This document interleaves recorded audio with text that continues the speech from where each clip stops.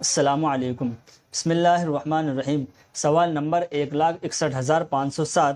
عنوان: حضرت علی رضی اللہ عنہ کا بیوی فاطمہ رضی اللہ عنہا کو غسل دینا۔ سوال: کیا بیوی کے انتقال پر طلاق واقع ہو جاتی ہے؟ شوہر اس کو چھو نہیں سکتا، غسل نہیں دے سکتا، پھر حضرت علی رضی اللہ عنہ نے بیوی فاطمہ رضی اللہ عنہا کو غسل دیا تھا، اس کا کیا جواز ہے؟ جواب نمبر 1,61,507۔ بسم اللہ الرحمن الرحیم۔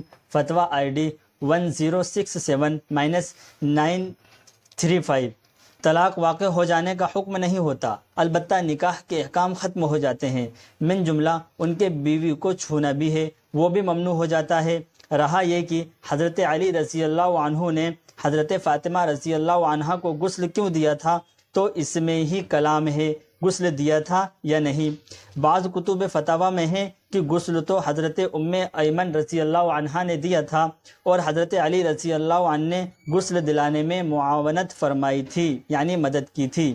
نیز حضرت عبداللہ بن مسعود رضی اللہ عنہ نے جب اس پر اعتراض کیا تو حضرت علی رضی اللہ عنہ نے جواب میں ارشاد فرمایا تھا کہ رسول اللہ صلی اللہ علیہ وسلم نے ارشاد فرمایا تھا کہ فاطمہ تیری بیوی ہے، دنیا میں بھی اور آخرت میں بھی۔ اس روایت سے معلوم ہوتا ہے کہ سیدنا حضرت علی رضی اللہ عنہ کی یہ خصوصیت تھی۔ دیگر افراد کے حق میں یہی حکم ہے کہ بیوی کی وفات کے بعد اس کے جسم کو ہاتھ لگانا، غسل دینا شوہر کے لیے جائز نہیں۔ دلائل: